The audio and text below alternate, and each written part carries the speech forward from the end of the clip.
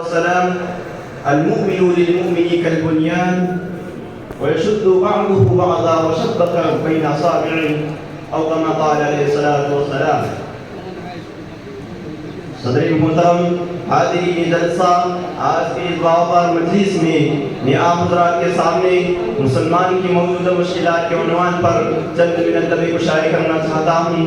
امید ہے کہ آپ حضرات میری حوصلہ افزائی فرما کر ان پر عمل کرنے کی کوشش کریں. حاضرین جلسہ، آج ہر طرف شور ہے، مسلمان ذبح کیے جا رہے ہیں، کوئی ان کا غم و پریشان نہیں. جس کو دیکھو وہ مسلمان کو مٹانے کے در پہ ہے، جس طرف نظر ڈالو وہ مسلمان کو کمزور کرنے کے سازشیں ہو رہی ہے. مسلمان دوسروں کے سرپرستی میں جی رہا ہے، اتنے حسرت و افسوس کا مقام ہے. اس لیے میں اسی موضوع کو آپ حضرات کے سامنے لے کر آیا ہوں. میں مسلمانوں کے اصل مرض کی بھی تشخیص کروں گا اور ان کے علاج بھی بتا دوں گا. لیکن یہ یاد رکھیے کہ یہ علاج، یہ حل میرا عہدہ کرنا نہ ہوگا، قرآن اور حدیث سے بتایا ہوا ہوگا اور مالک کائنات اور اس کے حبیب صلی اللہ علیہ وسلم کے فرمودات پر ہدایت کے روشنی میں ہوگا. دوستو، اللہ رب العزت قرآن کریم کے پارہ نمبر 4 سورہ آل عمران آیت نمبر 139 میں ذکر فرماتے ہیں وَأَنْتُمُ الْأَعْلَوْنَ إِن كُنتُم مُؤْمِنِينَ، کہ تم ہی سربلندی ہوں گے بشرطیکہ تم سچے پکے مسلمان رہے. دوستو، مسلمان جس نے دریا اور سمندر پر حکومت کی تھی، مسلمان جس کی حکم کے تابع داری جنگل کے بے جانور مشرق سے لے کر مغرب، شمال سے لے کر جنوب تک کی ساری ہواؤں نے کی تھی، ہاں وہی مسلمان آج کامیاب اور کامیابی زندگی کے مقابلے میں بے بس و بے کس، لاچار اور مجبور نظر آ رہا ہے. آخر ایسے کیوں ہوا؟ مسلمان کو یہ کیوں دیکھنا پڑا؟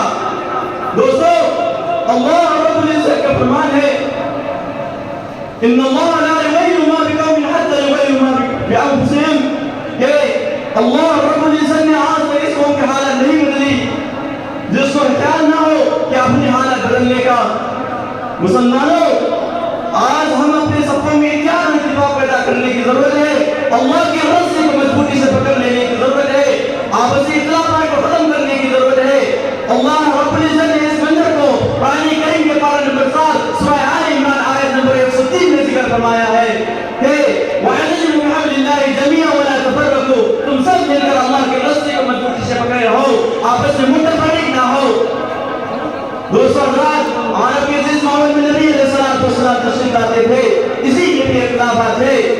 لوگ ایک دوسرے کے دانے دشمن تھے، معمولی باتوں پر خون کی ندیاں بہہ جاتی تھی. لیکن جب ان کو اسلام کی دعوت دی تو آپس میں بھائی بن گئے، ذاتی دشمن کو فراموش کر دیا. مسلمانوں، صحابہ کرام کا حال یہ ہے کہ اسلام لانے کے بعد انہوں نے پشتوں کی جگہ امتوں پر ختم کر دیا ہے. ہمارے حال ہے کہ ہم مسلمان کے گھر میں پیدا ہوئے، مسلمان گھرانے میں پلے اور بڑھے، خدا کے فضل و کرم سے اسلام کی دعوت ہم کو پشتہ پشتوں سے نصیب ہے. مگر ہم نے کہ عداوتوں کو ختم کرنے کے بجائے بڑھاوا دینے میں لگے تھے اور آپس میں اختلافات کو ختم کرنے کے بجائے تل لینا پسند کرتے ہوئے. مسلمانوں، سوچو کیا یہ حقیقت نہیں ہے کہ ہم نے اپنے اصحاب کی نقش قدم پر چلنا چھوڑ دیا؟ ہمارے عمل صالحہ کی دولت سے مال نہیں ہے، ہم اللہ کی نہیں ملے، اس لیے اللہ بھی ہمارا مددگار نہیں ہوا. ہم نے غیروں کے ولاقت اپنا لے، غیروں کے تمنجن اختیار کیا، غیروں کے طور و طریقہ پسند کر لیے، اس لیے ہمارے یہی حال ہے جو ہم اور آپ لوگ کہہ رہے ہیں. دوستو، ہم اللہ کے دین پر چلے تو اللہ کا وعدہ ہے کہ وہ ہمیں کامیاب اور کامیاب عطا فرمائیں گے، اور ہم اللہ کے دین کی مدد کریں تو اللہ بھی ہمارا حامی اور مددگار ہو جائے گا. دوستو، قرآن صاف اعلان کرتا ہے کہ قیامت کے دن مستحق وہی مسلمان ہے، وہی مومن ہے جو عمل صالحہ کی دولت سے مالا مال ہو، صرف سوال دعویٰ ایمان نہ ہو، دعویٰ کی عملی دلیل بھی ہو. مسلمانوں، سوچو کہ اس ملک ہندوستان پر بھی مسلمانوں نے 1000 سال تک حکومت کی تھی. دوستو، وہ سب کے ساتھ سچے پکے مسلمان تھے، کامل ایمان والے تھے. آج بھی فتح کامیابی انہی کا مقدر ہے جو سچے پکے مسلمان ہو، کامل ایمان والے ہو. دوستو، نبی علیہ السلام نے اپنے ایک ہاتھ کی انگلی دوسرے ہاتھ کی انگلی سے اس طرح لا کر یہ عمل سمجھایا کہ مسلمانوں کو آپس میں اس طرح جوڑے رہنا چاہیے، ایک دوسرے کی قوت کا ذریعہ بنانا چاہیے. مسلمانوں، جاگو، غفلت میں پڑے رہنے کا وقت نہیں ہے. کامیاب راستے اختیار کرو, اللہ کی رسی کو مضبوطی سے پکڑے رہو, رسول صلی اللہ علیہ وسلم کی لائی ہوئی تعلیمات کو اپنا لو, تھام لو اور کتاب و سنت کی متبع ہو جاؤ, دین اسلام کی داعی بن جاؤ. پتہ تمہاری نہیں ہے, نصرت تمہاری ہی ہے.